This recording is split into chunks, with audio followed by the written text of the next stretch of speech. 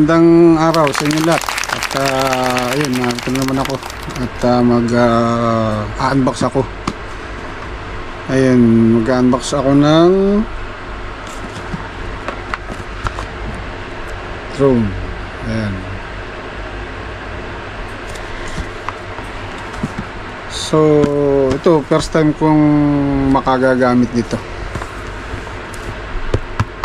Bali, ito, nautang na naman ito. Inutang ko na naman. At ngayon ito, bago ko binili, bago ko inutang bago ko inutang ito, ito matagal ko na nakikita ron sa tindahan. Ngayon, ang pangalan niya Autel ang gumawa. Ito ang kanyang Evo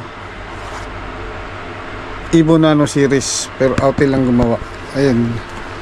Itong Autel na ito, kaya ako naman ito bibilhin.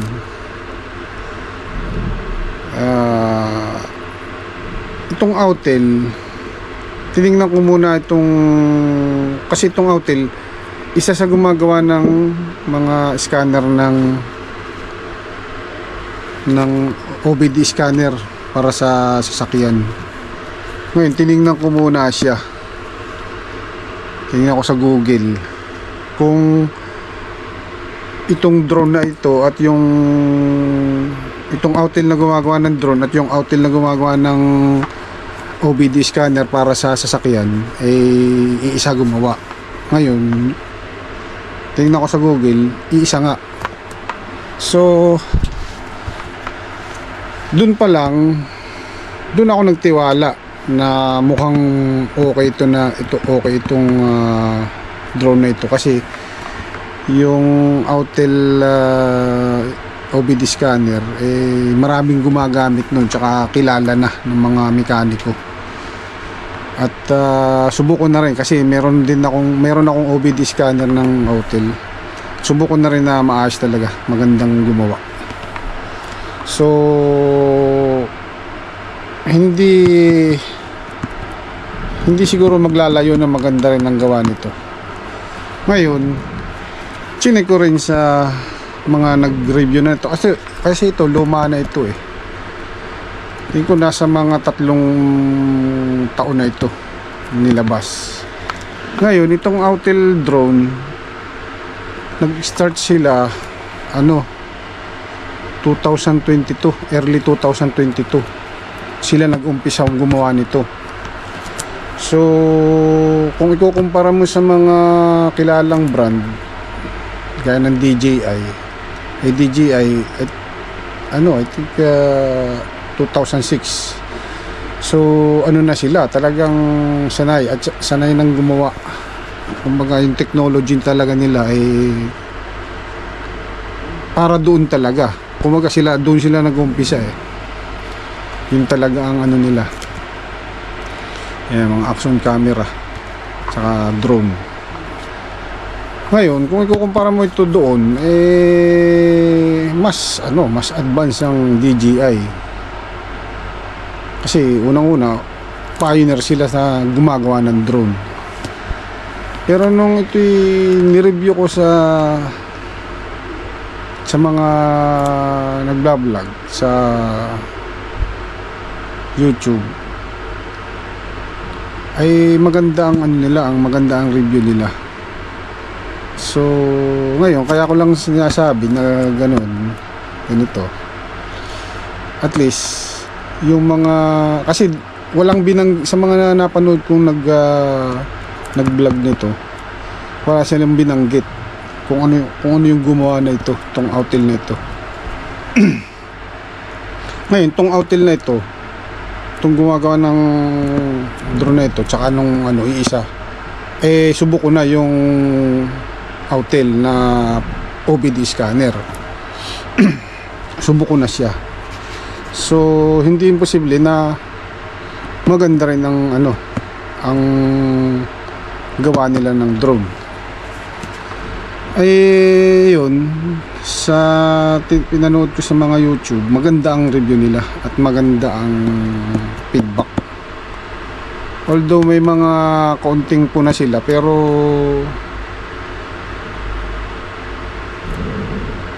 in general, talagang maganda ang review nila. So, ngayon, i-unbox ko kahit medyo huli na tayo. I-unbox ko pa rin para paragdagang info ba sa mga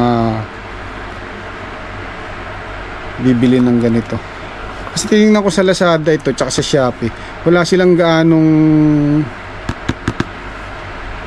ganong ma-research na ano. May nakita ko sa Lazada, eh ang price pa eh 100,000 plus, tapos yung isa 52,000 plus. Ngayon ito nabili ko lang ng 95 KD, almost 95 KD kasi 94,900 95 KD. So papatak lang ito na ano ng mga more or less 17,000 sa, or more or less 18,000 sa pera natin sa peso. Ngayon ito, binili ko ito sa kilalang tindahan ng mga gadget dito sa Kuwait. Eh doon lagi ako bibili kasi sigurado na yung binebenta nila eh authentic talaga. Hindi kasi may ano rin dito eh. May mga peke rin dito, mga substandard dito sa Kuwait. Ngayon ang alam ko, naghihigpit ang Kuwait, niraransak nila yung mga nagtitinda ng mga peke. So ngayon ito ating i-unbox. Ayan, bubuksan na natin. Ayan, pasensya na talaga kayo sa sa ingay ng aking tech pan. Mainit kasi ngayon, may hinangar ko ng aming kwarto. So yan, bubuksan na natin at paano makatulong tayo ng impormasyon tungkol dito sa drone na ito. Una, basahin muna natin. Ayun, iba-ibang kulay ng pagpipilian nito eh. May orange, white, gray at saka pula. So ang napili natin gray. Ayan, apat na variant ng choices ng kulay.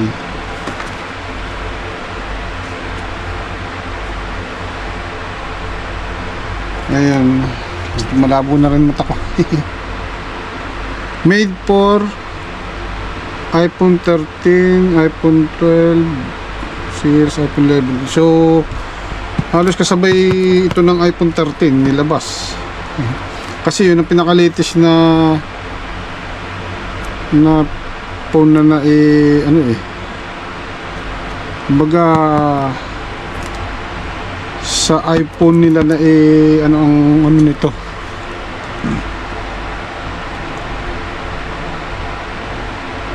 sa iPhone 13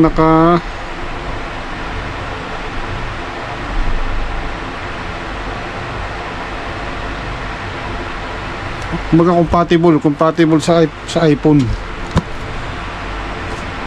Yun ang ginawa nila. Tapos ang bigat niya 249 grams, 4K. Ang video 4K, 30 frame per second at 10 kilometer video transmission,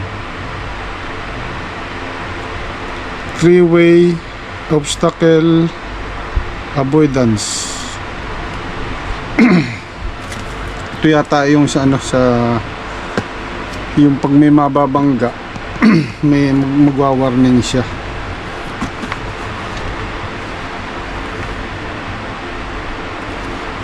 So yun, i-ano lang muna natin at mamaya kung matetesting ko ito, pupunta kasi ako dun sa farm nung kaibigan kong Kuwaiti.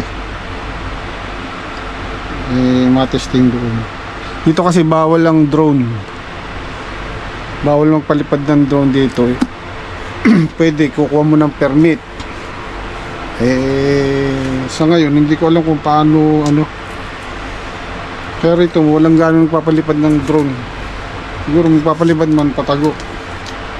So yung pupuntahan kong testingan ko nito ay farm, malayo rito sa city.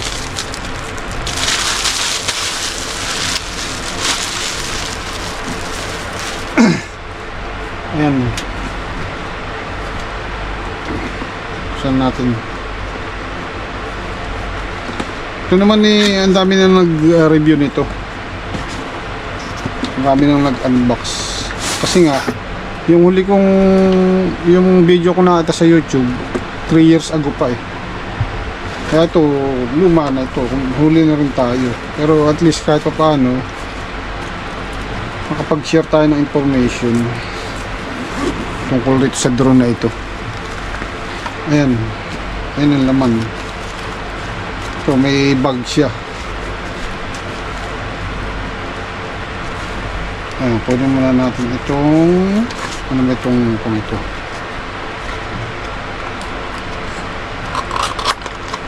meron siyang ito yung may screw ito sa ito sa blade, charging cable tsaka yung mga screw, tapos ano ito ito yung joystick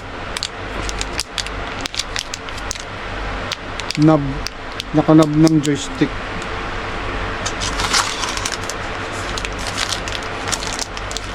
Tatlong klase ng cable, type C to type C at saka micro, tapos ano ito yung pang Apple, ano ang tawag ito, tatlong klase.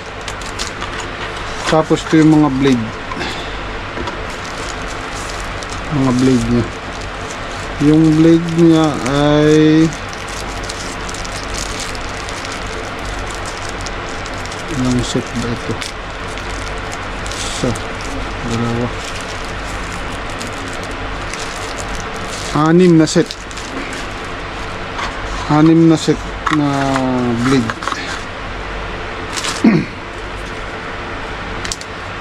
So lagay muna natin dito. At mamaya testingin natin ito. Pakikita ko lang muna yung mga laman. Tapos ito yung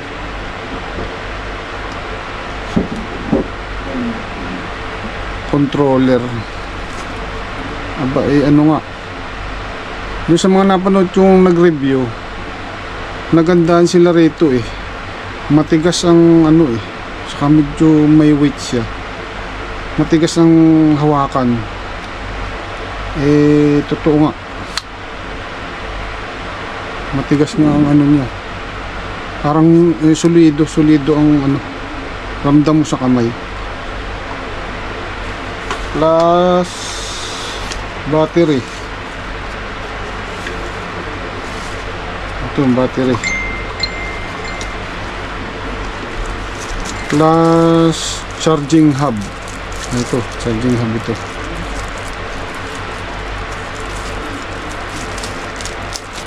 Tanggalin na natin ng plastic. Yan. Dito may sasaksak yung battery. Ganun. Tapos ilalagay mo sa type C charger. Ano ba ito? Ayan. Ayan yung saksak.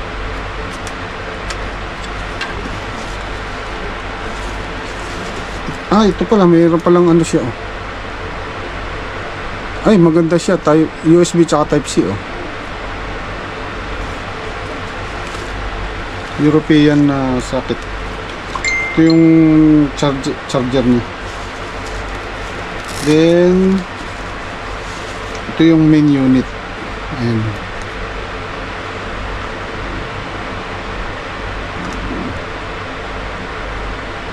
Nakasecure siya. May ano siya.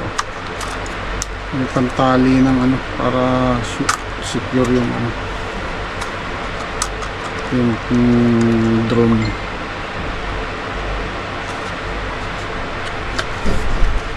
Tapos yun lang. Bali tatlo na yung battery niya.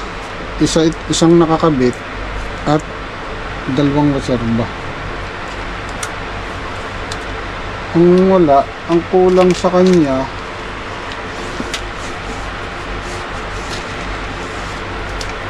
ay tama pala, ito pala yung ano, para sa charger. Okay, tapos ito yung cable na para sa remote, para ikukonekta mo sa cellphone.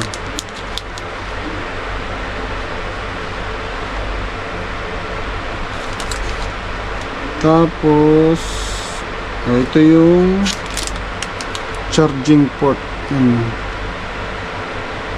Wala lang siyang cover.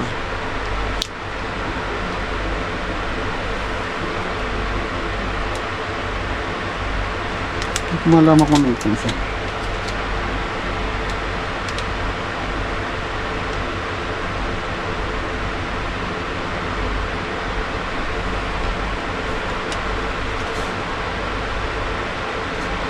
Ayun, ang saksakan ng cable papunta sa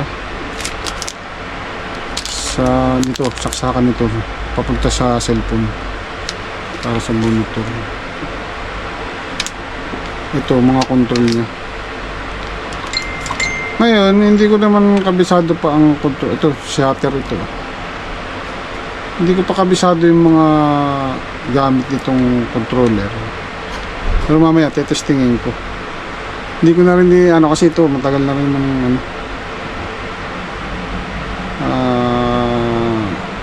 marami na rin nag-unbox at nag-review nito. Pero tingnan ko sa YouTube, mas maraming nag-review nito sa ibang bansa kaysa Pinas. Parang ganun na ano ko eh. Yung mga nag-review sa Pinas, nakita ko pinaano lang nila, pinalipad yun, unbox. Pero mas marami nag-review sa ibang bansa, mas marami ako nakita sa YouTube. Hindi ko rin lang alam kung gaano karami sa Pinas. Hindi ko rin lang alam kung gaano karami sa Pinas yung nag-review nito. Mukhang maganda talaga siya. Solido ang ano, solido itong remote, solido siyang hawakan. So ayan, at ako'y paalis na. Titestingin ko sa labas. So ayan, titestingin ko ito sa labas. Itong drone. At tingnan natin kung kung maganda nga bang gamitin o ano. Siguro maganda kasi maganda ang review eh. Hindi ko rin masabi sa ngayon dahil ako first time nagagamit ng drone. Ayun. At mamaya ulit.